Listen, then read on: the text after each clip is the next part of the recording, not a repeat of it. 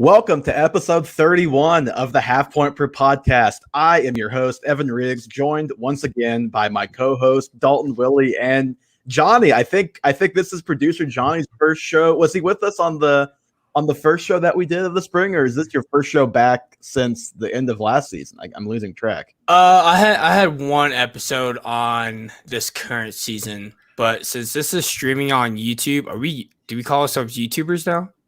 Yeah, I mean technically, I guess so. If that moves the needle for you, go for it. Gonna put it on my LinkedIn. Feel free to check it out. Yeah, Johnny was here for the pack opening, so he's done one of this season. That's right. We've only had two. Three. Well, This yeah, is we the had YouTube live show. We have. Well, it. I would normally say it wouldn't count, but when it's 3 hours, it 100% counts. Was it made into a podcast episode? No, because literally it doesn't count. So it doesn't count. That file would have taken like 4 hours just to download. Would have been a great podcast episode, producer Johnny. Doesn't count. With half of it being just Dalton and I talking to Noah and Eli in Through chat. the chat. Great content. All right. Well, speaking of great content, we do actually have like real legit great content today because we finally have some rankings, Dalton, to share. We're going running backs, we're going tight ends, and I think you mentioned it earlier today in our group chat. I'm thinking like 80% running back is going to be what this works out to, maybe more, and then the rest tight end. There's not obviously as much to talk about with tight end. Running back, as anybody knows who plays fantasy football, is the most important and also, I would say, most difficult position to nail down on a year in, year out basis. Yeah, tight end is just disgusting to rank after the top three or maybe four. But running back's going to be fun. There's some interesting situations going on this year, and there is more disparity between our rankings than I initially thought we would have. So we're going to have some fun conversation. It's early. I just want you and others to keep in mind. I don't know how you did your rankings, but there's a lot of guys for me where it's like it's kind of just a placeholder. I really want to see how things play out, whether on their own depth charts, with other guys around them, just all kinds of factors. So this is, I think, as Evan Silva might say, like this is a list that you should be drafting straight off of. This one is not. This is the opposite. This is not a list you should be drafting off of. This is just kind of the first preliminary. Get my thoughts out there, kind of plant my first flag on my opinions of these guys really early on in the process. Yeah, and same with me. I mean, even looking at it before we got on, I was like, I think I want to move a couple of guys here and there, and I know you have. And yeah, I moved like 4 2 hours ago for sure. And just so everybody listening knows, we don't hate the players. We just hate their ADPs. That's what we're here arguing about. I don't hate anybody I speak about except for maybe one guy who's going to take away some touches from James RB1 son. But other than that, we're A-okay. Well, Dalton, speaking of ADPs, you have already amazingly somehow done a real draft. You wrote about it on the newsletter that is halfpointperpod.substack.com. If you haven't gone to check out the newsletter in general or this specific article that Dalton wrote where he did a best ball draft on Underdog, and Underdog, if you have not heard of it, great website, great place for a best ball. Dalton broke down all of his picks, gave his analysis of each one. It ended up being a kind of a zero RB there for a little bit, Dalton. But I wanted to ask if you had to pick your favorite value of your best ball draft, what would it be? Well, let me first say, wow, did that 2-minute timer come quick and heavy every time it was my turn to pick. Everybody else in that draft was very prepared. I was kind of hoping I was going to get some of those people who let the timer run the last 5 seconds. Was not, and that ended up being you because I was with you for the last part of that draft. Yeah, and maybe that's just because I deliberate a little more and I don't have my opinion set in stone. But my best value and my favorite pick is probably Trey Sermon. And we'll talk about him a bit today, I'm sure. But I think Trey Sermon is in a really good spot to have a good season. One stat I heard recently from Josh Norris was that the RB3 in the San Francisco 49ers offense has been a top 36 player.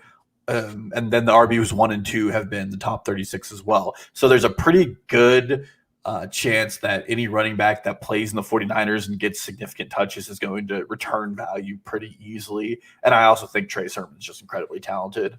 Mm-hmm.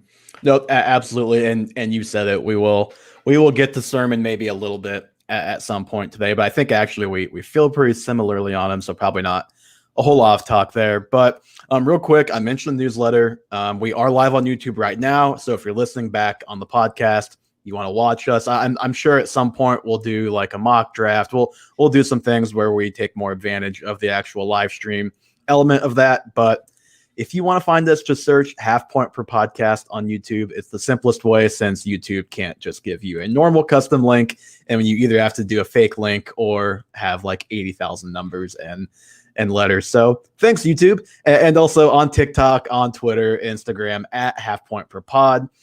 Very simple to find us there. Dalton, you have some fact or fiction to give us today before we get into those rankings. And I've got to say, you went pretty deep with this first one. Well, okay, the first one's here because I do not believe as a fantasy football podcast, we're going to be talking a lot about the Houston Texans at all. You're correct. I was not expecting to today either. Yeah, so I just want to give a little time to talk about him. But The Athletic reported that Davis Mills should play at some point this season. Fact or fiction on that one, Evan? I mean, I'm going to say fact because Tyrod Taylor stinks. Like we saw it last year. He's just not a good quarterback. He is kind of Mr. Dump Down. Doesn't take chances, and it's painful to watch. And for the Texans, who, assuming Deshaun Watson isn't playing this year, whether or not that is for disciplinary reasons or holdout reasons, or he's been traded, assuming they don't have him, I mean, why not put Davis Mills in there, right? Because he was their top draft pick, which I think was like in the mid-second round, maybe third, I can't remember. But he's their top draft pick. So if you're as bad as they are, with as many holes on their roster as they have, which, make no mistake that they lose JJ Watt. So there's another hole. You go 4-12 with Deshaun Watson having the kind of season that he just had. You've got a very bad team. And then they obviously had no picks up high to really shore that up. They pick a quarterback. I'd say Davis Mills is gonna get his chance this year. Yeah, I was really puzzled why they even bothered drafting a quarterback because they're going to be the number one pick in the next draft, almost without a doubt. At least top 5, you would think, and like almost for sure top 3. Yeah, but that's all I want to spend on Houston. A little fun. Maybe I can convince myself to do a weird buyback with Davis Mills as my quarterback in DraftKings. Don't think you can. But next we have going to be a routine conversation on this podcast apparently, but Myles Gaskin came out and said Miami's offensive playbook is much different than last year. Are you calling fact or fiction on that one?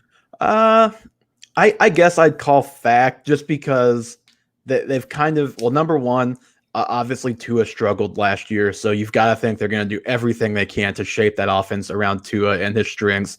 He didn't have the offseason last year, number one, because of COVID. And number two, he had the hip. So even if there was no COVID, he would not have had the offseason. He didn't have that time to get used to their offense, and they didn't have the time to really mold it around him. So I think that's number one.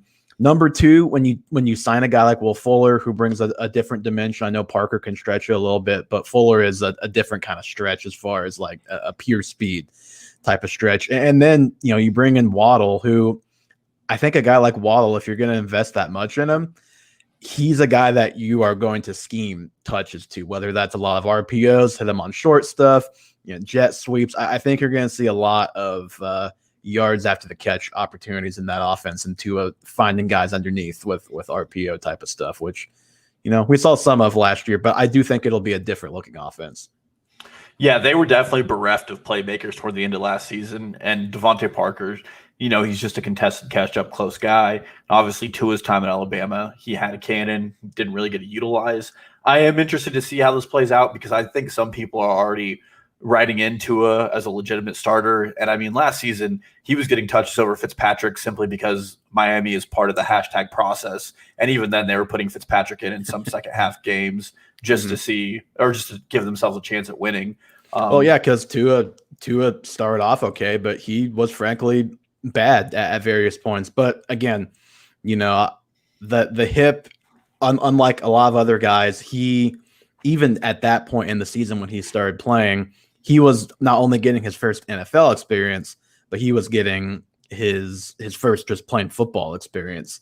Whereas other guys were able to do stuff in the offseason. So, and then also just with the quarterback starting earlier in the year, and maybe a lot of times a rookie starting earlier in the year, you wouldn't think it would help him, but maybe a lot of those teams would have been rusty coming off of almost no offseason. Maybe that would have actually helped him if he would have been in position to do that. I don't know. Just there were a lot of mitigating factors working against Tua last year, so I'm not ready to write him or the Dolphins offense off yet.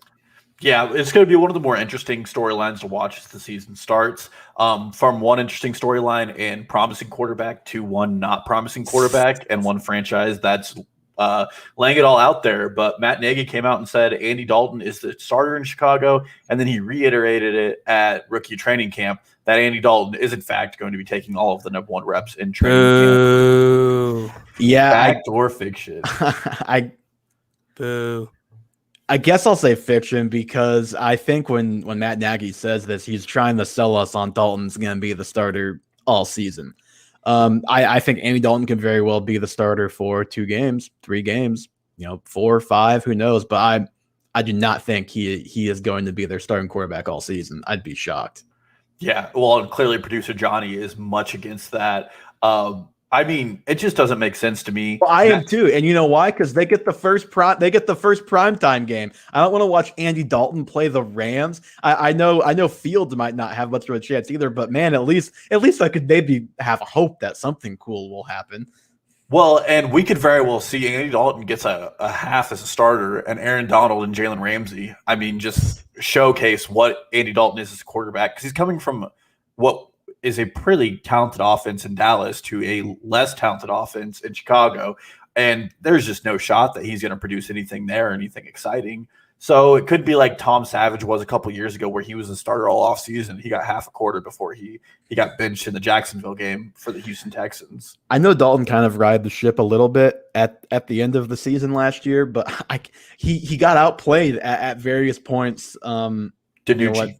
Yeah, but I was gonna say his name escapes me. But DiNucci. So yeah, it was a rough season with a bad offensive line, but at least good weapons were still around him. But I think Andy Dalton is actually a guy where the offensive line is probably more important than the weapons. I take that. It is for most guys, but it's greatly exacerbated with a guy like Andy Dalton or Jared Goff or guys like that where they need the time, they need to be able to just make the throw they want to make on every play. Yeah, here we're team Justin Fields, but that's all we really got with fact or fiction. So do you want to jump into? Do you want to do tight end first, or do you want to do running back, where we're going to spend the most of our time? Let's do running back, and then at whatever point we get to tight end, we can speed it up if we need to. And I guess probably the easiest way to do it, because I don't want, if we jump back and forth, well, I don't know. Let's just we can both read off our first 10 guys and ask the other person if they have any questions on anybody. So I kept my same number 1, Dalvin Cook. I've got McCaffrey at 2, Nick Chubb at 3, Kamara 4, Barkley 5, Derrick Henry, Jonathan Taylor, Aaron Jones, then Joe Mixon at 9, and then I have Zeke at 10. That rounds out my top 10. So I think we do have a few differences in the top. I mean, we can talk about Nick Chubb. I have Nick Chubb at 5. You have him at 3. Mm-hmm. But I don't know how constructive our conversation is going to be. Yeah, I mean, I'm not sure how much that really helps anybody. And you probably at that point in the draft, you just have a preference on a guy. I don't think any analysis is going to change your opinion one way or another on those guys. But one player I want to talk about, and we have ranked the same number. We have him at 7, is Jonathan Taylor. I want to just spend a little bit of time on him because I think everybody's bookending Jonathan Taylor as an RB1 this season. And I don't know about you, but I still have a little hesitancy there. And he is going over some guys you have ranked there who definitely have the RB1 workhorse status. Mm-hmm. Joe Mixon, Zeke, and later down the line, even guys like Cam Akers maybe. But do you have any concerns that Frank Reich is going to give us what we saw most of last season where – I mean, Taylor's on the field. He gets 15-ish touches a game. And really, he's not being implemented. I mean, there were quarters where Jonathan Taylor wouldn't see the field, and it would be Jordan Wilkins and Naheem Hines. Do you have any concern about that this season? No, not really, because once he kind of took control, that didn't happen very much. There were definitely times, there are times where even after he took control and had that backfield, where it was like, why is Naheem Hines getting this touch on 3rd and goal from the 2? I think in the playoffs against the Bills, that actually did happen. So stuff like that, yeah, I think you're gonna have weird stuff like that crop up. But Marlon Mack off an Achilles, I'm not too worried about him taking away work. Naheem Hines, I think he's kind of pigeonholed into that 3rd down back, 2-minute drill type of guy. He's good at that. He's very good at that. But I think Jonathan Taylor, we really saw what he's capable of it in the last half of last season. And I don't really have any concern that he's able to carry that over into a top 10 type of year this year. Do you have any concern? Because I would say that Marlon Mack would have been the 2nd most talented rusher on that offense last year had he been healthy. Do you have any concern about him returning and taking away any, really high variant touches like goal line touches or some of those good in the 20 touches that you really want Taylor to have? Well, maybe, but like he said, and like I kind of alluded to too, even after he took control of that backfield, he was still inexplicably losing some of those touches. And then obviously he had that 3-week stretch there where he was it was a complete 3-guy backfield, which was miserable. But I really don't, just coming off an Achilles, it's just such a huge question mark as to what Marlon Mack will even look like when he comes back. He could come back and you know what? He could be okay. He could also come back and he just doesn't have it anymore. I wouldn't be surprised if that happened. The next guy I wanted just to grill you about a little bit in your top 10, who I didn't have in my top 10, he rounds out pretty close, is Joe Mixon. I'm glad to see you didn't spurn him, even though he spurned you last year. But just the inexplicable continues. Zach Taylor saying he's going to play next week, and he did not play. I was going to say, I think it was more Zach Taylor spurred me than Joe Mixon. Zach Taylor, 32nd on my list of NFL coaches if we're doing fantasy rankings.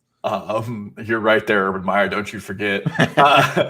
I do have a little bit of a sheesh stat that I wanted to bring up here and just get your thoughts on it. So Mixon averaged 3.9 yards a carry over the last 2 seasons. Mm-hmm. That's not a good stat, but 3.3 of those yards came after contact. When it came to offensive line play, he was getting touched on average 0.9 yards after getting the ball. And obviously, I know a lot of people thought Sewell should have went to the Bengals. He didn't, and Jamar Chase did. Do you have any concerns about the offensive line play and whether or not Joe Mixon is going to get more efficient looks? Because we've already seen Bryce Callahan come out and commit to Mixon as a 3-down workhorse, and now Gio Bernard and his mustache are gone. Wait, I'm sorry. Did you say a sheesh stat? Yeah, it's a sheesh stat. Are we gonna clip that for TikTok or something? That was we can't sheesh it. Oh, that's so bad. That's so bad.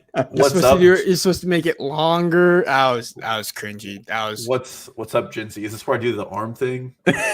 Wait, you're supposed to say it for longer. Yeah, there you go. Yep, there you it is. just said sheesh stat. By the way, that we have learned, Alex and I, my wife, that if we do that sheesh, really high pitched like that, it freaks our cats out. They're I think it hurts their ears because they think that the house is being invaded by something. It's really funny. I thought you guys were gonna you did it in Target randomly and no, people no, followed. I was like, oh my god, that would be my worst fear. No. I think we were just in the apartment one day and happened to, I don't even remember how, but happened to notice that one of us did it, and one of our cats was like, what? And yeah, it's pretty funny. Anyways, Joe Mixon. So I guess here's my thing about Joe Mixon. The number one, I don't like yards per carry really as a stat very much anyway. I think a lot of people would probably say the same thing. Dalton, I think you would probably admit the same thing as well. It's a pretty flawed stat. If a guy breaks off an 80-yard run that he had literally nothing he had to do except run straight, then that will greatly help your yards per carry. So it's not really a great stat. for determining how good a guy is. And yeah, you mentioned that we can see how good of a player he is by his yards per carry even being 3.9, given how little room he's had to operate with that number you mentioned, whatever it was, like 0.6 yards before he gets touched basically every play the last 2 years. It also doesn't help. He had a bad start this year, but we talked about it last offseason. Remember his start last year? I think he had a game with like -1, or like I think he had 2 games with 2 rushing yards last year. Like it was really bad. So that I think is still weighing it down. I'm really not that concerned because I do think, although the offensive line is still, I think, going to struggle, they invested a little bit in the draft. They've got a young unit that I think is going to steadily improve. And I think Mixon can get involved in a lot of other ways besides just plowing ahead. Obviously, he can be a pass catching guy. He can get out on the perimeter and different kinds of running plays. And he's just such a great player that I'm really not too worried about it. I know you're not here. You've got him 11, so it's not like we're much different here. Yeah, no, and I do think Mixon, I mean, he in 18 he finishes the PPR running back 10, and in 19 he was the running back 13. And those were obviously years where he was, first of all, didn't have good quarterback play for the majority of the season. Second of all, was operating in closer to a 70-30 timeshare with Gio Bernard taking those very efficient passing downs from him. So there's certainly a good line to work there. My concern that will be with the Bengals all season is whether or not that offensive line can improve. And if Joe Burrow takes a second year leap forward, it really becomes in that top echelon of quarterbacks. But no, I mean, that rounds out my questions on your top 10. I feel like the top 10 are pretty in stone, unless you have anything you wanted to highlight there. No, I was just going to say one more thing on Joe Mixon. Even with as much as he struggled at the beginning of last season too, he was a buy low guy, I think, right before he got hurt by, I know, me and Dalton, maybe even you as well. He was the RB9 in points per game last year. I know he only played 6 games, but he still would have finished as a top 10, top 12 type of guy, I think, if he would have played a whole season. And it's just funny to me. Is it just because they didn't bring anybody else in, really, and they lose Gio? Because I think if you would have looked at rankings like in February, I think he would have been like in the 15 to 20 range among running backs. But people are just all of a sudden really positive again. Like I thought I was going to be really out on a limb having him RB9 because I hadn't really looked at ranks too much before I did mine. Well, I think we're at the time of the season where coach speak moves the line a lot more than it should. And some people were probably, I mean, just giving Gio, discounting him because he didn't play a healthy season. And that Bryce Callahan quote has probably been in every article I've read about the Bengals about, we really believe that Joe Mixon can be an every down back. Like, and everybody in the analytics community was like, no, of course. Like we've been saying this for years that Gio Bernard's inefficient with his touches. And I know I used him to get a fantasy championship last year, but I do not by any means think that Gio Bernard is a better player than Joe Mixon in any facet of the game. And now that Joe Mixon is quote unquote unleashed, hopefully he gets that full usage. So I really think it's just the departure of Gio Bernard and then coach speak moving him up the ranks. Well, that's too bad. I thought I was going to maybe get him at a value this year because I've always been a Joe Mixon fan. But Dalton, give me your top 10. I have one major issue with one guy in your top 10. I'm sure you could probably tell who. I could assume who it is because I think this guy's probably somebody I'm higher than already. Very much so, yes. But number one, I have Christian McCaffrey. Then I have Dalvin Cook. Saquon is 3. Alvin Kamara is 4. Nick Chubb at 5. Derrick Henry at 6. Jonathan Taylor at 7. Aaron Jones at a presumptuous 8 should Aaron Rodgers return. Cam Akers at 9, and then I'm assuming this is where your big problem is yes. I have Chris Carson at 10. Yes. Before we get into Chris Carson though, I did want to ask you real quick about Saquon because we talked about Saquon a little bit when we did our top 12s just amongst ourselves. I think, and we both had him lower. I think I have him at 5 right now, or 4. I have him at 5. You have him at 3. So I get mine is a placeholder rank still. He's moved up a little bit. Is that as high as Saquon is going to get for you? Is 3, or is there a world where you could see him getting back into that number 1 conversation as we get closer to the season if he's healthy? I know right now it's really it's a conversation between Cook and CMC. I do think Saquon's getting a little bit of disrespect by not being in that conversation. Just for some, first of all, it's Jason Garrett coaching this Giants offense, which is bad for everything but the running back. He's the guy that gave Zeke 1,000 touches. If we remember last year when they did have someone playing as a starting back on their team in Wayne Gallman, he was the RB10 when he was healthy from week 7 to 13, averaging 15.8 fantasy points a game. Now, between that putrid offensive line, Daniel Jones not knowing how to connect a pass to anybody, Wayne Gallman being an RB10 and averaging almost 16 points a game, Saquon is leaps and bounds ahead of Wayne Gallman and could have definitely been easily, doing double that, getting close to 30 points a game even. In addition to that, and it's hard to look back because it's been almost 2 years since we've really seen Saquon on the field. But last time he was in the field, he ranked in the top 2 in forced tackle rate at 19%.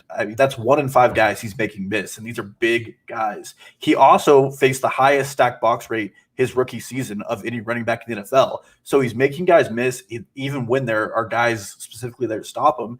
And then his yards after contact was 3.2, which is right up there with Joe Mixon, but he's getting past the line of scrimmage a lot more often. Now, it's just he is so talented and such an athlete and is used in every facet of the game that if he was in a productive offense, he would be the RB1 leaps and bounds.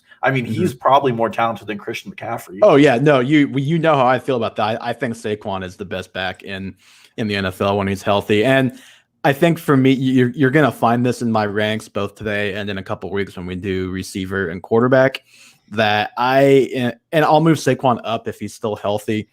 And we're hearing good things in July, but I'm going to make the guys who were hurt last year prove it to me a little bit, or at least wait to kind of see what their bill of health looks like as we start getting in the camp and practice and all of that.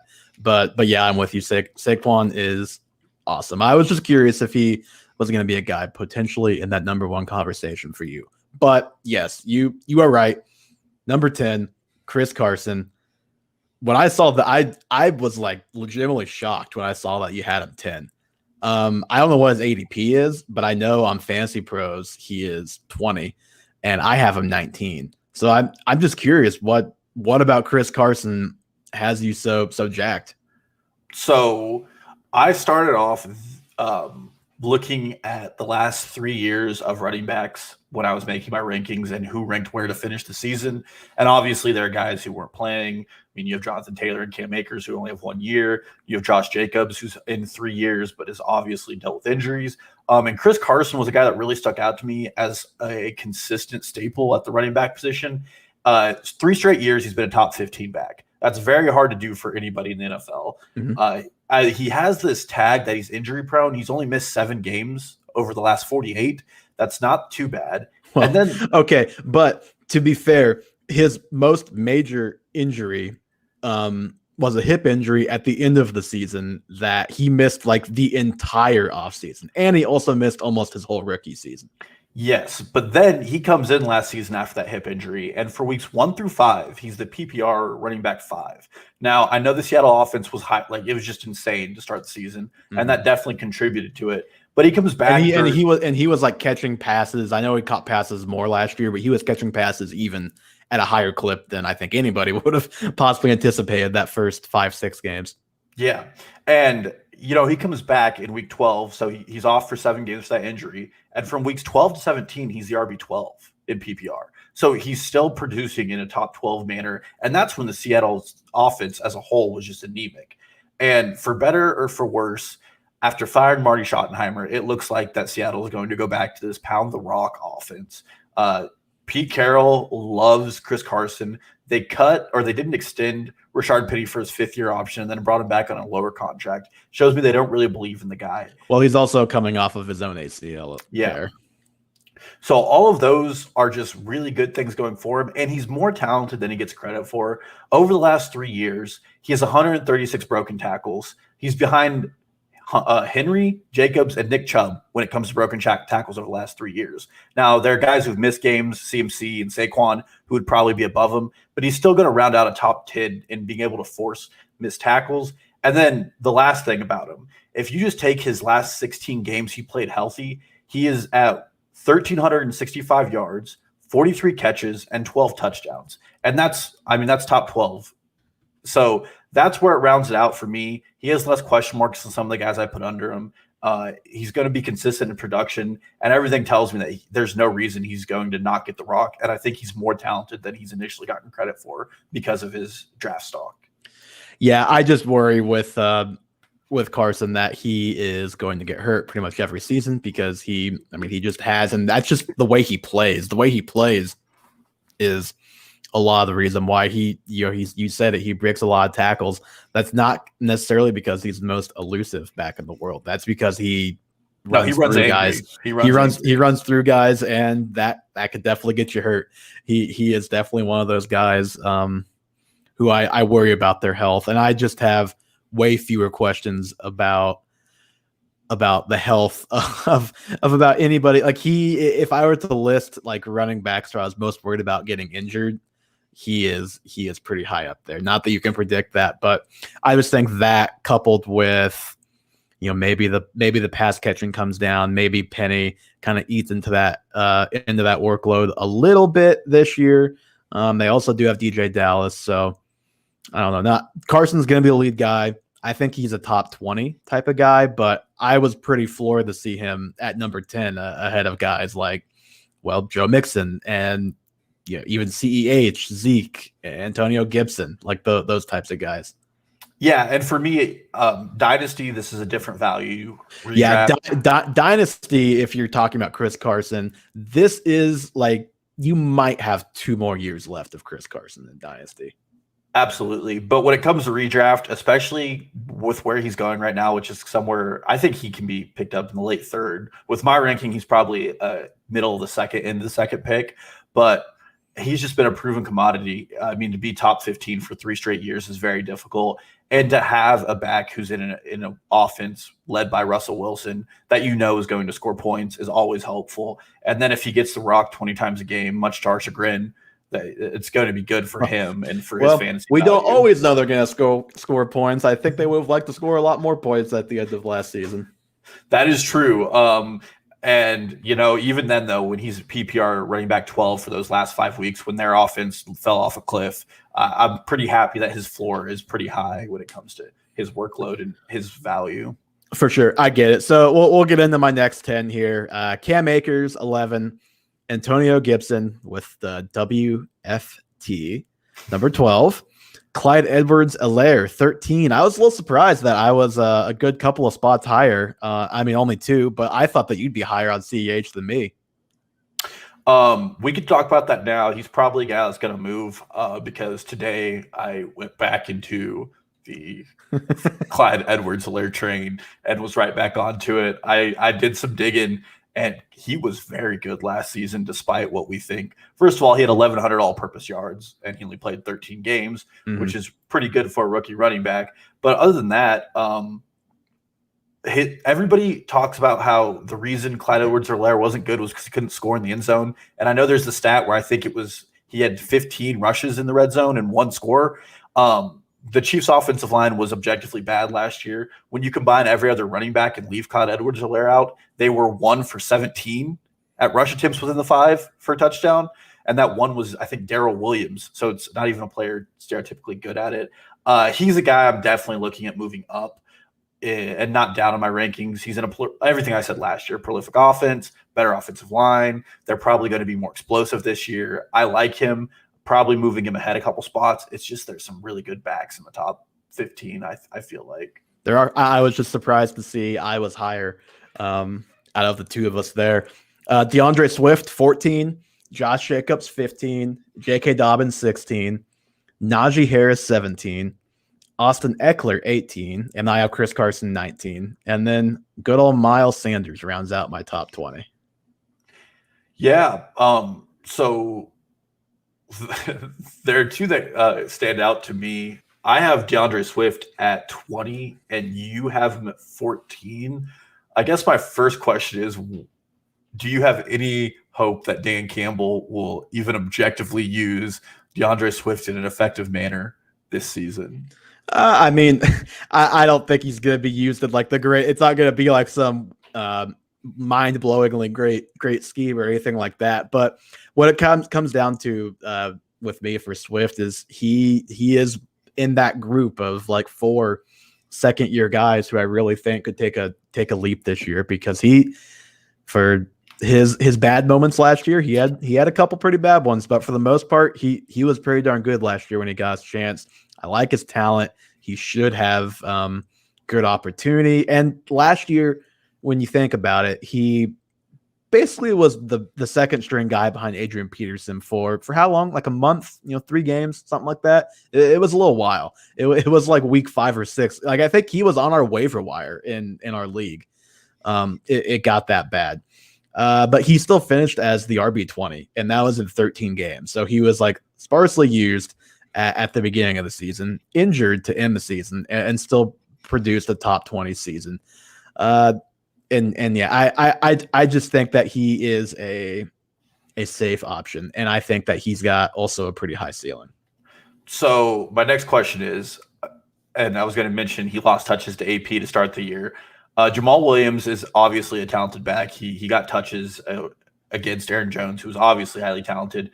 Do you have any concern that Jamal Williams is going to turn this into a 50-50 split? No, not that he's going to turn it into a 50-50. I mean, will it be 70-30, 65-35? Perhaps, but I think that's how it is in 90% of backfields, right? Like unless you're Dalvin Cook, Christian McCaffrey, Nick Chubb, Saquon Barkley, Derrick Henry, that might be it. And I guess Joe Mixon, hopefully. CH, hopefully. There's a very select few guys, right, that get that volume. And at this point, at 14, Chris Carson, I think, is the only guy behind who I am looking at and saying, yeah, he's for sure going to get like 80% of that volume, perhaps. So I think we're kind of past that point. You don't think Najee gets that? Like I said, he very well could, but like we talked about after the NFL draft, he's a rookie. And you talked about Swift being behind guys early in the season. Obviously, it took Jonathan Taylor a little while. Like, it's no guarantee that he steps right on the field and is just great, 20 carries a game every week to start the season. He could have a tough time picking up the playbook. He could, I know he's not the best pass blocker. He could let Big Ben get absolutely demolished twice because he doesn't know how to pass block, doesn't know his assignments. And as a rookie, that'll get you benched for a little while. So I think there's more risk in his workload than people are willing to admit. The next one I have a question on, because actually your next 3 are my 20, 21, 22, and they're your 15, 16, or 14, 15, 16, which is kind of funny that we have them ordered very close together in different spots. But, okay, you have Josh Jacobs at 15, and I have him at 22. And I know the moment, if you look at his underdog ADP, the moment Kenyon Drake was signed, I think it dropped a full 2 rounds to the 4th round, where I think there's still some value to it. But give me the positive case for Josh Jacobs with Kenyon Drake being there and John Gruden being his head coach still.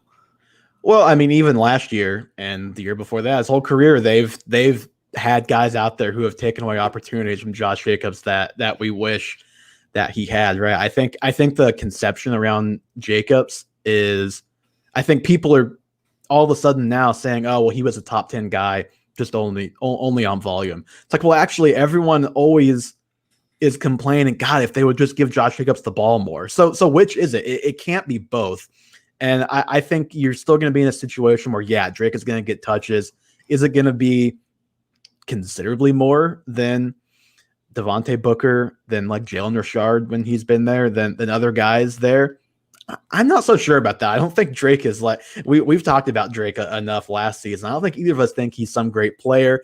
I don't want to hear the argument that, well, the Raiders went out and spent this money on him. So that's a bad argument anyway, but especially when it's the Raiders. Like, the Raiders do dumb things all the time. The Raiders could, go spend that money on him and not use them to the point where people would think, and it wouldn't surprise me at all, because it's the Raiders and they're not a well-run franchise. And I think having him at 15, I think that, quite frankly, already has a little bit of the Kenyon Drake baked in, because if there was no Kenyon Drake, if it was just a similar situation to last year, I'd probably had Jacobs about where I had him last year, in the top 10. I mean, he was the RB8 last year. It was a disappointing season, it felt like, and yet he was still top 10. That's my case. I mean, I feel like you're undercounting the fact that they spent $11 million on Kenyon Drake when it's well documented that this is a cash-strapped franchise that they have had. I mean, they had to renegotiate. It's also well documented they're extremely dumb. I don't think the fact that they went out and spent $11 million on Drake means it's going to be some 50-50. I just think they're bad at allocating their resources. I mean, they had to renegotiate with Mariota, and they still thought it a priority. And I mean, Gruden's on record saying he thinks that Drake is going to be a guy that they play often. And I feel like you're discounting it a little bit because you really enjoy Josh Jacobs, and I think he's a very talented player. But when you pair that with they lost two very, very good offensive linemen, and the offensive line play is probably going to be worse this season than it was last season. Mm-hmm. And I just feel like with those two, confounding factors, and Jalen Richard still being there, who's taken down pass work the entirety of Josh Jacobs' career, it's just hard for me to feel like he's going to be able to hit on value. He's going to be very efficient in less touches. Okay, so I'm just going to jump into this right now then. You have Myles Gaskin at 17, who is played for half a season when he was basically the only game in town for a lot of those games. And you have faith that he is going to be 5 spots higher than Josh Jacobs, who's been one of the best running backs in the NFL by, PFF standards, by just pure fantasy production standards in his 2 seasons. It's not like Jacobs is like, he's 26. Like maybe he starts falling off. He's 23 years old. We discovered this, I think, either live on stream or next pod. He and Najee Harris are basically the same age. He is still extremely young too, so he could also still keep improving. I find it tough to imagine Myles feeling more comfortable with Myles Gaskin than Josh Jacobs heading into this season. I mean, I certainly do. I know that the Dolphins were rumored to be in the running back market, and they didn't get any of the running backs they wanted. They even put a waiver claim in for Carry-On, and it ended up going to the Eagles because they had priority. All of those things work against his fantasy value in Dynasty, but until there is a new, there's a new revelation, there's a new back signed to that offense. Miami was a workhorse running back offense. They didn't care who was toting the ball. Like I told you, they had so many injuries that a lot of weeks they only had like 1 or 2 guys active who they could actually give the ball to. Well, they still had guys like Lynn Bowden, who was a running back in college. Lynn Bowden. Salvin Ahmed never played a snap in the NFL before last year. They had Matt Breida, who Gaskin won the competition outright over, and Matt Breida was a good starting back in the 49ers offense. And they cut Jordan Howard. So, he outcompeted Jordan Howard, who was a 1,000-yard rusher in the NFL. And despite anything else, rushing 1,000 yards in the NFL is incredibly difficult. Okay, but didn't I just read in your article today that Jordan Howard's going to get cut by the Eagles? He must not be that good. Well, no. Jordan Howard had a good career, and he's a quality NFL back. But he's not anymore. He was okay for a couple of years. He's not now. He's not now. But even then, if you don't feel reliant in your running back, you're not going to give him 18.3 touches a game, which is what they gave Gaskin when healthy. And he was included in the pass game and the rush game. No, I'm not. Was probably one of the most explosive weapons in their offense. I'm not saying Gaskin is a bad player. I'm not even saying he won't get work. But you're comparing him to Josh Jacobs, who's like one of the best 15 running backs easily in the NFL. Absolutely, because it's not a comparison of skill. If this was real football, yeah, I want Josh Jacobs on my team every day. But it's not. It's fantasy, and fantasy has weird scoring rules where if you catch a ball, you suddenly get more points, where a touchdown is worth tons more points than yards. And all of these things matter in fantasy football. And when, Josh Jacobs averaged 13 touches a game last year, we're getting 5 more touches in what's going to probably be a more efficient offense, then those 5 touches that Gaskin gets matter. And the fact that Jacobs real quick, I do want to show this highlight. So this is a nice highlight right here. Can you see it? Yes. Did you know that was not Myles Gaskin? Yes, that's Salvin Ahmed. Yeah, so they literally but if you didn't know who, my point here is if you didn't know who it was, if you didn't see it on the video, they looked very similar when they played last year, and they never played a single game together. We talked about that. So I think you're taking a big leap of faith. It could be right, but you're taking a much bigger leap of faith on Gaskin's perceived workload than Josh Jacobs. I don't. And we talked about it to start off the pod. I mean, these are placeholders, and this is the placeholder assuming he is the back coming out of OTAs, and I believe he's going to be. And I don't think that there's a lot to convince me that Josh Jacobs could move up, minus Kenyon Drake tearing an ACL. I mean, just to the same of showing a Salvin Ahmed highlight, I can pull up a Kenyon Drake's game against the San Francisco 49ers, his first game with the Cardinals, where he absolutely blew up and looked like one of the most elite backs in the NFL. Like, every guy is going to have a highlight. Kenyon Drake has never looked like one of the most elite running backs in the NFL, even when he had good numbers. I mean, he had like 120 yards and 2 touchdowns against a Super Bowl defense. Even when he had good numbers, Kenyon Drake has never been one of the best running backs in the NFL. Yeah, but I could cherry pick a highlight and make it look like that. My point is, and I actually remember seeing this point made last year during the season, so that's why I remember that when Gaskin got hurt and Ahmed came in and Ahmed had a nice game, I remember a lot of people saying, well, actually, he just looks kind of like Myles Gaskin out there. They're pretty much the same guy. Undersized, run hard, fast, decent little running backs.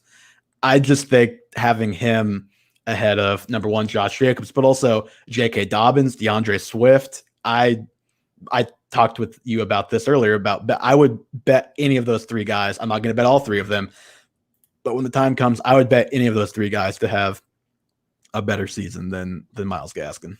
I mean, I just don't buy it. In 6 games, Salvin Ahmed averaged 9.7 fantasy points and 13 touches for the Dolphins. In 10 games, you have Myles Gaskin averaging 12.3.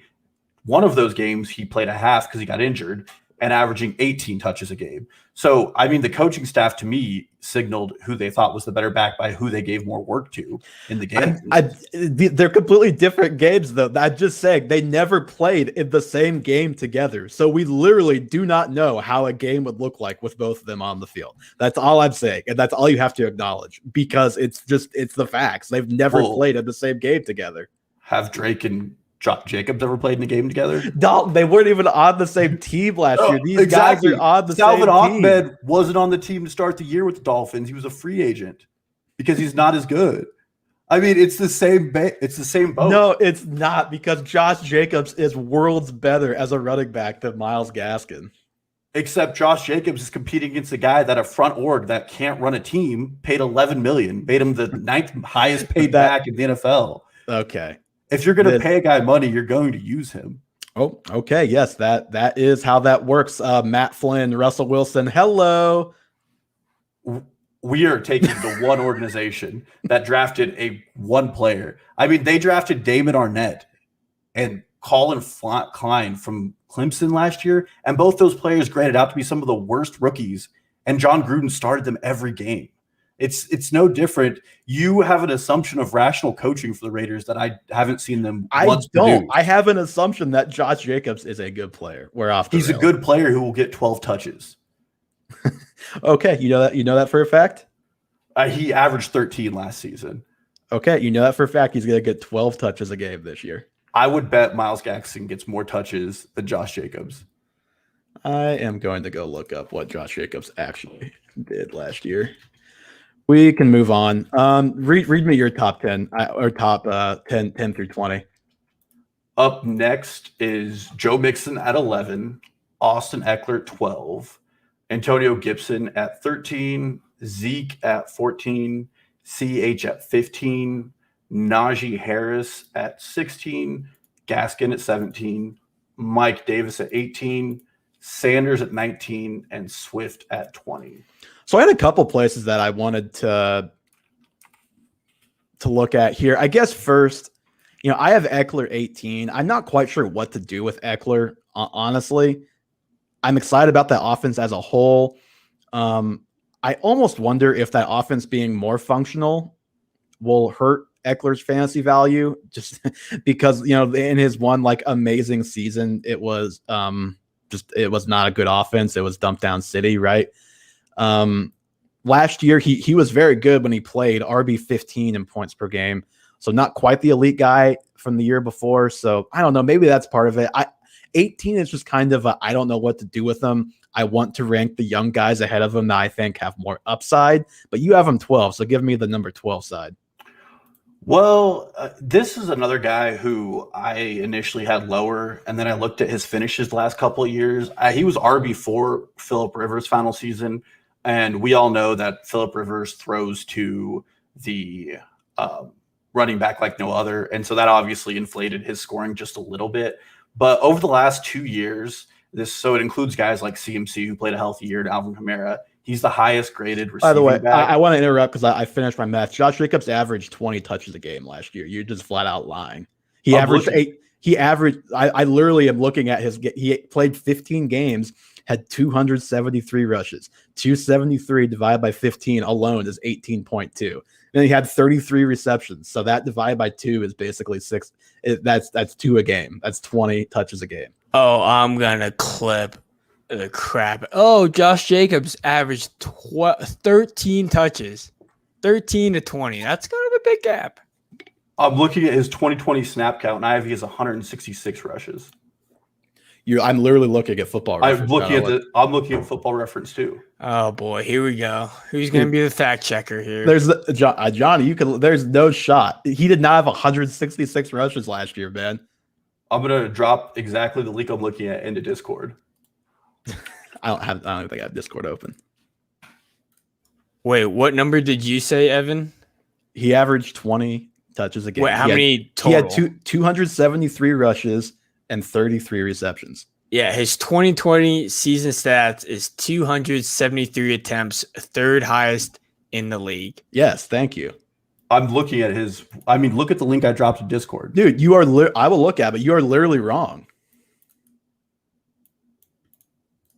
Oh, I'm looking at his breakout inside the 20 and the 10, which break. Oh, that's convenient. Oh, it's on there. So if you combine 64 and 166, you get. So we're confident that Myles Gaskin is going to outtouch the guy who was third in the NFL. Even though they've got Drake, he's going to go from third in the NFL to being outtouched by Myles Gaskin. Also make that bet. I'm not saying it could happen. I'm just saying I wouldn't just be predicting that because Gaskin had 10 nice games when nobody else was in that backfield. I was quite confused because I thought 13 seemed a little low. Yeah, that's why I was like, I'm not even going to say anything. I'm going to look this up because I knew there was no shot. Well, that explains it. 166 divided by a 15 game span does come out to about 13. But when you add the inside the 10 rushing attempts, which is 35 more, you get to that number. Okay. Just want that on the record. Go back to Austin Eckler. Go ahead. Back to Eckler. So his offensive coordinator is Joe Lombardi, who comes over from New Orleans. So I have hope that he's going to use Alvin Kamara just like he used Austin Eckler, just like he uses Alvin Kamara. And so if we can get that look in an improved offensive line, I mean, they added 3 weapons. So they have Corey Linsley, who they got over. They have a new tackle coming in who they drafted. It just looks like this offense is going to be clicking on more cylinders. And they were the 30th ranked run blocking line last year, so there's going to be improvement there. Yep, the offensive line is definitely better, no doubt. Yeah, and I'm taking a bet that Justin Herbert takes a step forward, which I think he has it in him. Yep, nope, absolutely. I can't really disagree with anything. Like I said, he's just a guy I'm kind of confused on right now, so I'm just kind of punting and going to reassess once we get closer to the season. Johnny, you know it'd be a pretty fun game is that we can make a graphic, and maybe he has a bad season, so maybe it'll go both ways. Every time Josh Jacobs has over or under 13 touches in a game, we'll keep track of that this season. I literally think that would be fun every game. Mike Davis, Dalton, you have him at 18. I have him, I think, let's see here, 23. So not really a whole lot of difference when you kind of look at the guys there. I think those guys are all pretty similar. I mainly wanted to talk about him because we are like quite a bit higher than a lot of people seem to be on Mike Davis. So I think Fantasy Pro, he's 37th on Fantasy Pros last I looked. I just don't really understand. I thought that Mike Davis was going to be ranked and drafted too high for me to get because we were going to get and not completely inaccurately, but we were going to get the workload and all of that shoved down our throats, and it was going to inflate his value too much. But I can't figure out why that isn't happening. Dalton, do you have any read on like what the Mike Davis hate is out there? I think Mike Davis is still getting treated like a backup. And to be honest, I know I'm on the Mike Davis hype train. It's not like he was spectacular in relief of Christian McCaffrey in the second half of the season. He wore down a little bit, but he was pretty good. I think I'd have to look. I actually do have it right here. His per game numbers aren't going to be great. Let me just look at his overall rank. At least for a while, he was top in elusive rating, and he was forcing a lot of missed tackles. So he finished the year as the RB12 in 15 games, which, I mean, is he going to do that again this year? Neither of us are saying he's going to do that again this year. And he definitely, like we said, he wore down at the end of last year. But 37, I don't know. Like that might be right. He might be still getting treated like a backup. I don't know, because I think he's a pretty decent running back who obviously has a great chance for work. We'll see how that goes. But on the surface, it feels like he's a pretty safe, at least top 30 bet.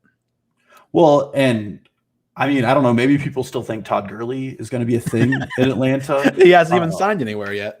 No, he's still a free agent. But I mean, Arthur Smith coached what was the best red zone offense for 2 years in Tennessee with subpar weapons, some could say at times. I mean, Derrick Henry, A.J. Brown, then outside of that, he made Corey Davis get a $137 million contract. So definitely a good offensive coordinator going to a head coaching gig, better weapons for sure. And I mean, this team should move the ball up and down the field. I don't know the status of their defense, but I don't have big hopes that their defense has a lot of weapons returning. The status of their defense, not great. I even know their second round pick, Keanu Neal's gone and is going to be a linebacker in Dallas now, not a safety. So, I mean, I feel like this team's going to be in a lot of high scoring games. Matt Ryan's a competent quarterback. All of those things are fantasy pluses. And Mike Davis, unless you think, is it Cordarrelle Patterson's the RB2 there? And they even like cut Ito Smith too. I literally don't know who else is there besides Cordarrelle Patterson. So yeah, I just wanted to kind of get a temperature gauge there, because that is probably, like, I would say the biggest difference. Our ranks versus Fantasy Pros is probably Mike Davis at running back. Looking through the rest, we can just pick out a couple of guys, because we do still have to get to tight end for a couple of minutes, at least at the end here. Javonte Williams, we both have 24. I think a good reason to talk about him is to give us both a chance to talk about Melvin Gordon, who I originally had 25th. I was taking the coward's way out and just putting him back to back. I've moved him down to 34th, and going over to your rankings right now. Where is Melvin Gordon? I have him at 28. He's 28, so a little higher than me. But yeah, I think we're both worried that, number one, there's a very high chance that he falls out of favor there, whether it's before the season or during the season. We already said that we think he gets out touched. He could very well get cut. I'm not going to go out and say, there's a great chance of that, because we don't know. We'd just be guessing. But from the outside looking in, when you look at the moves they've made and couple that with the bad season that Gordon had last year, he, number one, just wasn't extremely productive as they would have hoped. Number two, and I mentioned this before too, I think when we did the draft show, he made a lot of really costly mistakes, a lot of really soft fumbles last year where Lindsey was banged up, so he wasn't really going to get benched for a lot of those. He will be in the doghouse for those types of mistakes if they happen again this year. So there's just a lot of uneasiness. I need to see some positive about Melvin Gordon before I move him back up again. Well, and also he's, the more veteran player in that offensive room, and he got a DUI to end the season. And I know he didn't lose any time then, but you still feel like there's some sort of impending NFL step in on that. I'm not saying he's getting suspended, but if you're Vic Fangio and you lose Cortland Sutton and Drew Lock's in his second year, and then your veteran offensive weapon gets a DUI late in the season, it just doesn't look good. And I'm sure they're trying to establish a strong culture on that team. And I mean, I talked about it on our draft pod, but Pat Shurmur, the offensive coordinator for Denver, has been a workhorse guy. I mean, he coached LaShawn McCoy, and I think it was Chris Johnson and another player, and he loves workhorses, and he's come out repeatedly and said it. And Melvin Gordon, earlier in his career, did kind of look like a Javonte Williams player. He was shifty, he made people miss. Well, Javonte Williams is the younger and probably better version. I mean, he broke Kareem Hunt's PFF record for most missed tackles. He's very talented. He did come out of a split backfield where he worked with another pick, Michael Carter. But at the end of the day, if I'm betting on someone in that offense, I want to bet on the younger guy that they traded draft picks to get, especially when they traded with Atlanta, who could have taken him and hurt our Mike Davis shares. So I'm big on Javonte Williams. It's probably going to be a situation like DeAndre Swift, though, where unless we see Melvin Gordon get cut after that June 1st cap hit, Javonte Williams is probably going to take some time to get up to steam and take over his role in that offense. And then you're just stuck with Drew Lock, which is the only thing that really hurts his value. All right. I've got 3 more guys I want to talk about in this kind of 20 to 30. And then if you have anybody else after that, we can get to them. We can kind of go a little bit more lightning round through these guys to get the tight ends here. The first is Kareem Hunt. I have him 21. You have him 27. And when I was ranked, it was like I ranked the 20 guys who I felt good about, talent, role, all of that stuff. And then Kareem Hunt, 21. And I was looking at it and I just couldn't help but feel dumb because it's like I just feel like he's going to make me look dumb again and be like a top 15 back again because he's just so darn good. And if he were anywhere else, basically, besides Cleveland, he would be a top 15 type of guy. So Dalton, what do you make of Kareem Hunt? You're a little lower on me than me on him again this year. Well, I called him a bust last year, and that worked out well. But he did get the Nick Chubb injury boost. But even when Chubb was there, he was kind of the salt the game away fourth quarter guy. So he definitely had a role no matter what. I would have to look at it, but I mean, how many times has a team produced top 24 running backs? And then how many times can you expect that team to do it again? And my second part, and I think we might talk about this more with Baker, I still really have questions about that offensive line and if they're going to repeat what they did last year. I mean, Wyatt Teller went from a perennial free agent guard to like the league's best. And so there's just some questions I have about that entire offensive line repeating what it did, which I think you and I would both agree is really pivotal to everything else they do. Not in the run game as much as the pass game, but that's where Kareem Hunt made his value. And I just don't like taking backs who are in split workloads. I mean, if the Browns are up by 30, are they going to, just deploy Nick Chubb the whole game? I don't know. And I would prefer to have somebody who I can kind of have in a trusted role. Well, I think they showed last year if they're up by a lot, they're going to let Kareem Hunt do it. Now, whether or not it's the same this year, I don't know. But last year it was Kareem Hunt. Yeah, and I mean, I also just want to see Nick Chubb play more, and I think that's that's baked into a little bit in this ranking. And some of the guys I put in front of him, I mean, I think Trey Sermon's just in a better opportunity. I think Chase Edmonds can catch some balls. David Montgomery is going to get more touches, I'd hope. And then J.K. Dobbins. And then you go up the list, and those guys are all you have above them. I just kind of ranked him somewhere where I feel like I would rather not have any shares of Kareem Hunt and deal with that. And that's why I ranked him a little lower. Mm-hmm. I'm trying to find, because I actually do remember reading a stat as to how many, because it was a preview for last year talking about this exact thing. How many times has there been a top 24 finish? Is it by 2 backs? Is it reasonable to expect that? I will keep looking as we keep going. But Dalton, the other 2 guys I wanted to talk about were the 2 rookies that we both have in this range, and Travis Etienne and Trey Sermon. I know you have an Etienne point you wanted to share, so you can start with that. Well, I've probably sounded like I hate Etienne, and I don't. I actually like him as a player, and I think he fits well in an NFL offense, but the James Robinson stuff does hurt. But my point is, I heard Josh Norris make this take on Establish the Run, is that Urban Meyer, in his history as a college head coach, would employ guys like Percy Harvin and other Curtis Samuel at Ohio State, these receiving scat back roles where these guys weren't the main running back and they played a lot out wide too. And I don't know how much we can trust coach speak from Urban Meyer, but the statement where he says Etienne is going to play out wide and do all of his drills as a receiver, kind of gives me hope that ETN might have a lot of fantasy value if he's employed in that Percy Harvin, Curtis Samuel role where he's kind of a hybrid weapon. And then Robinson and Hyde are splitting the first and second down work. And ETN is getting that very valuable passing down work. I think it makes sense for just not even taking into account Urban Meyer's coach speak. I have no idea whether or not to believe him or not, but just based on taking a running back in the first round when they had many other things that they needed, I think it makes sense if they're going to say, okay, we're going to put this guy out wide, we're going to put him in the slot, and we're going to put him in the backfield on first and second down too. I could definitely see him being moved around a lot because that was our concern with him as far as the NFL goes, is the between the tackles rushing. So if you can put him in situations where he doesn't have to do that too often, I think that you're right, that could help his value and maybe salvage James Robinson a little bit. Well, we talked about the fact that he comes from a gap, not a zone rush with Hurts runners.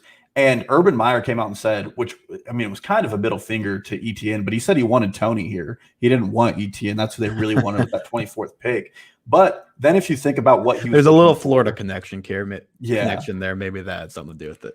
But if you look at, what Tony is, he was going to be a guy who kind of profiles as a gadgety player in the NFL, not a crisp route runner, but runs routes and is good after the catch. And ETN kind of has a similar profile, might be a better route runner than Tony is. But I just think that he might be used in a creative way. But I'm still going to knock him a little bit because that's assuming that Urban Meyer does that. And there's just been some football guy moves from Urban Meyer so far. And I listened to him on the Collinsworth podcast with PFF, and he just says some football guy things. I mean, I just want to see it. And so I'm going to rank him a little lower, but I could see myself getting into ETN if other people are low on him. Mm-hmm. I think I have him 25 right now. Real quick while I have it, 19 times since 2005, there has been two guys in the same backfield with top 24 finishes. That is from Chris Harris of Harris Football. I knew I had read that somewhere. I have the list in front of me. It has happened 19 times, only twice since 2017, with obviously last year, Hunt and Chubb. Before that, Alvin Kamara and Mark Ingram were the last two in 2017.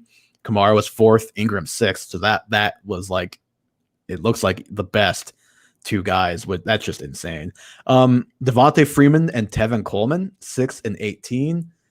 Matt Forte and Jeremy Langford.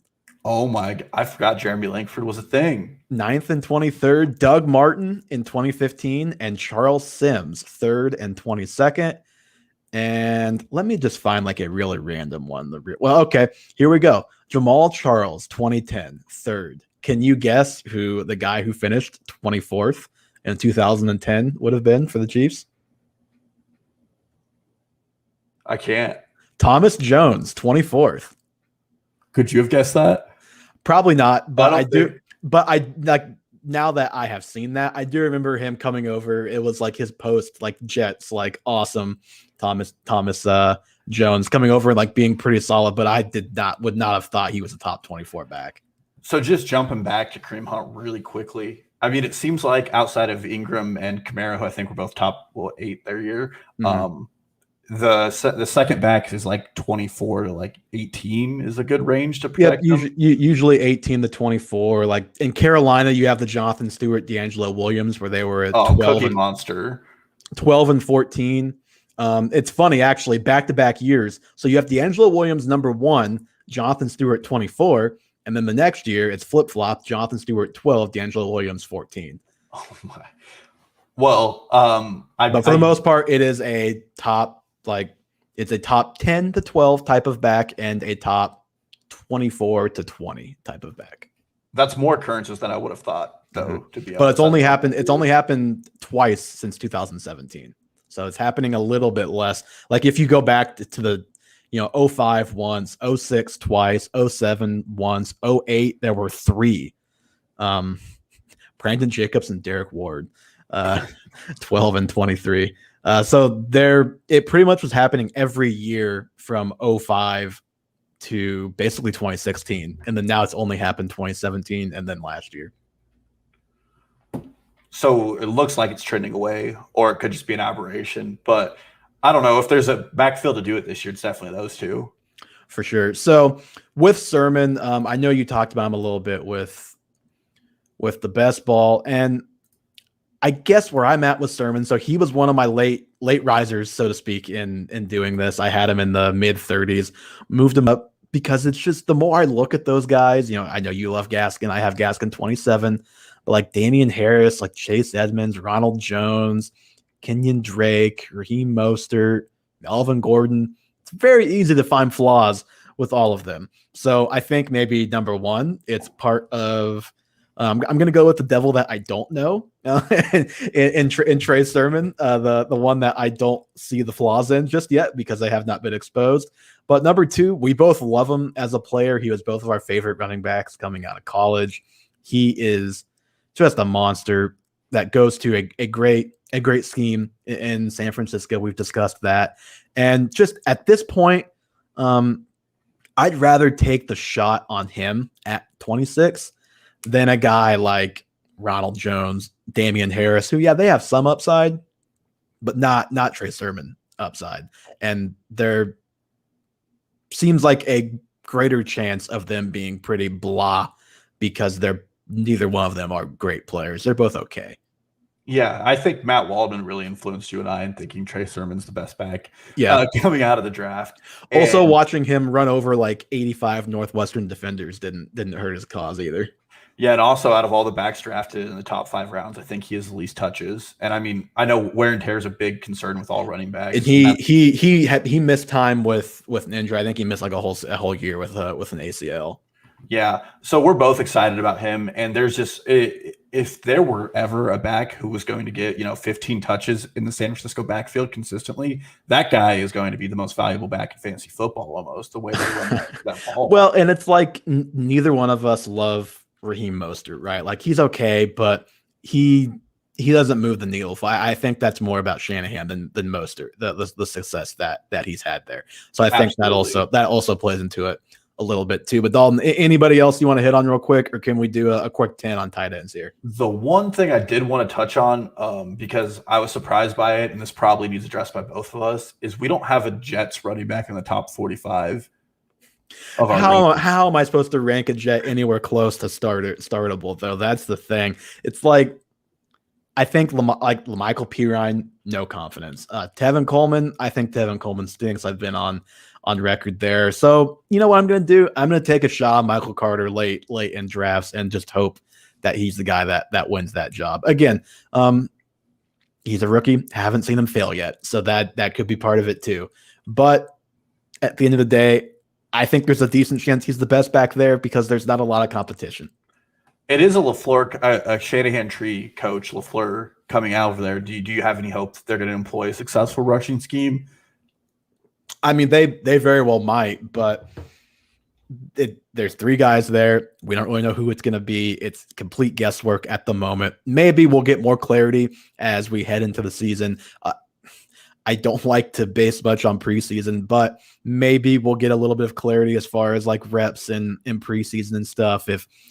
I think Michael Carter could be the biggest mover out of like any of those 3. If he's running with the ones, then he's probably up in the like Zach Moss, David Johnson, like mid 30s. But if it's like Tevin Coleman, it's just gonna it's just for now. It's not gonna last. He knows the scheme. He'll start now. One of the other 2 guys will take over. If it's Michael Pirine, it's like, I don't know. I already saw that. I'm not too excited about it if it's Pirine. Maybe he could be okay. But I think the only chance of any of those guys getting drafted as a starter is if Michael Carter is like clearly the starting guy by draft time. That's fair. Probably something we'll see in OTAs. Very last thing. Have you given up on your boy Singletary? You have him 6 spots under Zach Moss. Yeah, I don't know what to do. With that, I guess I'll believe what the team has shown, and that they prefer Moss as I'll say lead guy, but neither guy's really a lead guy when they're hardly getting touches. So there's that. And then he just seems like he's more of their change of pace guy. I still think he's a good player, but you know, at the end of the day, he didn't get the work at all last year. Don't see why it would be any different this year. He's going to have to both those guys are going to have to prove me wrong before I have faith in them as starters. Yeah, I think the Bills will still lead the NFL in a pass over expected rate probably, and that's going to just mean running backs aren't valuable. But I think that probably rouse out our preliminary running back ranks. Sure. So we can move over the tight end, and again, we'll talk about a lot more of these lower level running backs, the handcuffs, the late shots and drafts as we move through the offseason. And we'll of course talk more about the top guys like last year. We'll have bets. I'm sure there's at least one Myles Gaskin bet coming in our future, if not two, at the rate that our conversation earlier was going. But the tight end, I would say this would be, we just start at 5. Oh, you changed it. You had Darren Waller ahead of George Kittle at one point, didn't you? No, I never did. I have that in my notes, Waller over Kittle, because I have heard from several reputable sources that think that, not just establish the run, but Ian Hartitz. I was going to say, I know Evan Silva has him ahead of Kittle. Ian Hartitz over at PFF has a 10-minute podcast up that's only about why we should rank Darren Waller over George Kittle. And then NBC Sports, 2 of their columnists in their rankings had Darren Waller over George Kittle. So I wanted to talk about it. I don't know where I stand on it yet. Okay, I was gonna say I was ready to have a 5-minute conversation about that, but I just checked and you have Kittle ahead. Here's the thing: like I think Waller is very good. He's clearly very good. I think Kittle is closer to Kelsey than either of those guys are to Waller. Does that make sense as far as football players? I think both of those guys are still a pretty decent margin better than Darren Waller. I would probably agree with that. I think the argument that those people are making is, I think season. I know the argument is volume, number one, because Waller is the clear number one guy. Not that Kittle is the number one guy, but he's got Debo, he's got Ayuk, he's got the running backs. Gonna be a better offense, but also there's more to go around. I don't subscribe to the mouths the feed thing unless it's like a fringe player. If it's a fringe player, it matters, right? But if it's George Kittle, I just don't think that matters. I think that offense still goes through Kittle. Yes, Kittle is going to be key in their run blocking, like always. He is going to, be a great decoy for the other guys to get open and do their thing. But Kittle can also have a 15 for 150 yard game at any time because he is just a monster. Well, and Travis Kelce is the best at getting open. I think we both agree with that undoubtedly. Mm-hmm. But I think people are forgetting that George Kittle is probably the best yak tight end in the NFL by a good margin. Oh, yeah. I mean, I will never forget that Saints game where he carried 3 guys down the field and then got face masked and took them from midfield to the 20-yard line. And then they kicked the game-winning field goal the next play. Yeah. And I mean, if I know that the volume argument is what's made for Waller, but I also like to factor in coaching. And if we're just the team that's going to have more opportunities in the red zone is more than likely going to be San Francisco. And that's going to be a net positive for George Kittle. And I think that leads it to be a wash when it comes to volume. And then I know he's an all right quarterback, but I just don't like tying my horse to Derek Carr when it comes to anything. And John Gruden unless Trey Lance is great, which he, we don't know. If it's Garoppolo, it's not much difference. And Lance, we don't know what kind of season he's going to have. So it's hard to know if the quarterback is a wash, advantage, disadvantage. It's tough to say. But that's where I just fall back on. I think Kittle is in the elite of the elite. And I think Waller is very good. So I'm going to go with Kittle. We're picking nits, but I thought it was worth talking about because I saw you had him over Kittle originally. So we both got Kelce 1, Kittle 2, Waller 3. Andrews 4, which Andrews had kind of a disappointing season last year. He is probably, if he doesn't bounce back this year, I'll be curious to see what his kind of stock, what the temperature is on him going forward, because it wasn't great last year. I think people wanted to put him in that Kelce Kittle athletic tier. He was the third, wasn't he? Well, I don't even mean just yes, fantasy wise he was third. I even mean that athletic tier. I don't think he is that type of athlete. Hawkinson is the 6th for both of us. Dallas Goedert 7. I think we're both hoping for a Zach Ertz trade because I have Ertz. Let's see. I have Ertz number 9, and I'm ranking that as if he gets traded.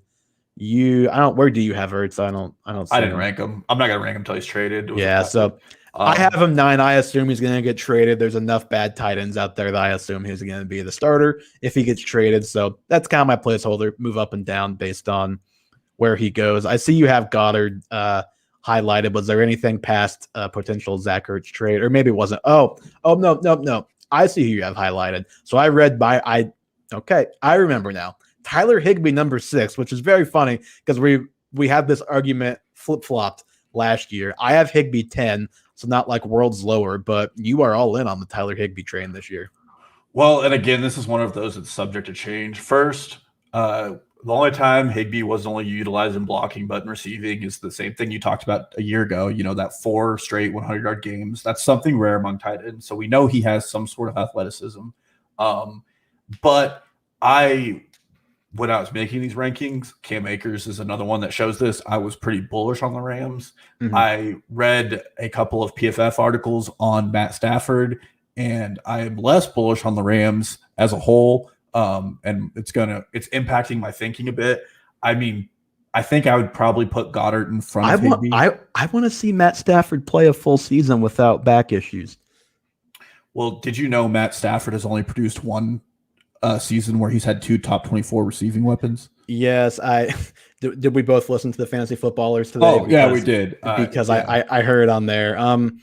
And I am with the school of thought that is more about the receivers he was playing with, where it's like, yeah, Calvin Johnson, you don't need another top 24 guy with Calvin Johnson. And then you have Kenny Galladay, Marvin Jones. Those guys are not really healthy for the full season together in any of the last couple of years. So I think that's more about personnel and circumstance than any Matt Stafford thing where he just can't do 2 top 24 guys. Yeah. And I was pretty big on Matt Stafford, but then I saw he's tied with Lamar Jackson for MVP odds at 14-1, which is just absurd. I mean, I think I'm actually going to pump the brakes on it and try to fade the Rams because I think that they're going to probably be overvalued. So Higbee's probably changing. I still have some hope there, but I don't know if Sean McVay is going to utilize Van Jefferson with the departure of Josh Reynolds or Higbee. So I'm probably going to move Goddard in front of him, but I'll probably keep him in front of Fant because they're in similar positions, in my opinion, in crowded offenses with questions at quarterback. It's really hard to know what to do with the Broncos guys because there's the Aaron Rodgers thing that is still just floating out there. But okay, the other guy I wanted to talk about, you had Kyle Pitts 9. I have him 7. The main reason why I wanted to talk about your rank of 9 is just because I think for a lot of people who look around, that's going to be one of the lowest ranks they see for Pitts. And it's not ridiculous. I have him 7. He could easily be 9.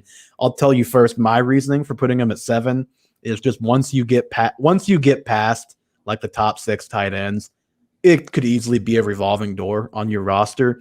So if I'm going to draft any of those guys, which I probably am not, because I'm probably going to either draft really early or wait. But if I'm going to take a shot on any of those guys, it's going to be the guy who I think has the most upside. And even though we haven't seen him yet, I'm going to trust all the people who say generational talent here, including the Falcons, who spent literally the highest draft pick of all time on a tight end. That's my thinking. So, I mean, first of all, I think I've seen him going in the 4th round. I think is what his ADP is in redraft, which I don't know. I feel it's just a little absurd. 4th round is where he could be going in Dynasty. Yeah, exactly. And in addition to that, and I know that no one wants to hear this because I do think Kyle Pitts will have a great year, great career. Hayden Hurst is still on the team, and I know Hayden Hurst is not an attractive option. He's on his 5th year. He's not going to play next year, but this is the same team where the same offensive coordinator who, despite being bereft of offensive weapons at the Titans, would put Jonnu Smith in continuous blocking formations when they were in goal line situations. And he's probably not going to put Pitts in those. He's probably going to put Hurst. I think if you're in on Pitts, you are probably thinking of him more as a wide receiver, like he's going to line up wide a lot than be a traditional tight end. And that's just a pretty big, it's really hopeful. And it's still, you also have the Julio thing kind of hanging over everything with the Falcons right now. And if Julio goes, I think it influences my decision pretty significantly because behind Calvin Ridley is Russell Gage, Olamide Saccharis. Like, there's no one behind Calvin Ridley on that team that you really trust to be a weapon. And I would probably move Pitts up. But then they're just being a tight end in the NFL is very, very hard. And first year is significantly harder on almost. I mean, the last time we had a kind of a career, I think, was Jeremy Shockey when it came to tight ends. I mean, you have to go pretty far back. Yep, it doesn't happen very often. But again, we'll see. He is supposed to be a generational talent. We will see if he can do it year one. It's a big gamble to make. Just looking at the rest here, like I said, Higbee 10, I have Gesicki 11, Irv Smith Jr. 12. Don't need to talk about any of those guys, really. I did have one more guy I wanted to ask you about. I'll run through you. So you have Pitts 9, Blake Jarwin 10, Gesicki 11, Logan Thomas 12, and then Irv Smith 13. I do like that you have Thomas and Irv Smith back to back. I do pretty close as well. I think I have Logan Thomas 14. I think they're basically the same guy with the same type of volume potential this year. I have Tunyon sandwiched in between them as a placeholder rank for him with the Rodgers unknown right now. But what I did want to ask you about before we get out of here, I knew this was going to be a long show. Didn't think an hour and a half, but that's what happens when you get the Myles Gaskin smoke. Blake Jarwin, so you have him 10. I didn't even rank him in my top 20. I'm curious to hear your Blake Jarwin argument, and I think it's probably going to go along with a lot of your future Cowboys arguments that you're going to be making next show. Love the Cowboys this year. Loved them last year. RIP Dak's foot that one game. But I think it was longer than just that one game. That's probably true. I mean, first, you and I both did a good job, I think, of not looking at ADP. And when I looked at ADP and then saw that Blake Jarwin was nowhere to be found, I was like, oh no. I was like, what have I done here? Because he's a top 12. I think I don't think Michael Gallup's going to be much of a factor this year. I think whoever plays tight end for the Cowboys is going to have significant fantasy value, like Dalton Schultz ended up having when Blake Jarwin went down very early in the season last year. I don't think Jarwin played a game, actually, or if he did, it was only one. It was either before the season or in the first game. And I think I actually had Blake Jarwin listed as a sleeper. I didn't go back and find – I think there were some facts behind it. I can't find those. This is really just when it comes to tight end, it's a weekly dart throw, and I'd like to be attached to a good offense, and that's really why he's up here. Yeah, I mean, you can rank pretty much any tight end 12 or any tight end 25, and it's real hard to have too big of an issue because it feels pretty gross all the way around. What I will say about Jarwin is, well, number one, he's 20th on Fantasy Pros, and I have him unranked. So you mentioned it. You are quite a lot higher than consensus and also than I am. I just think those receivers, even Gallup, are all so much better and should be so much more involved.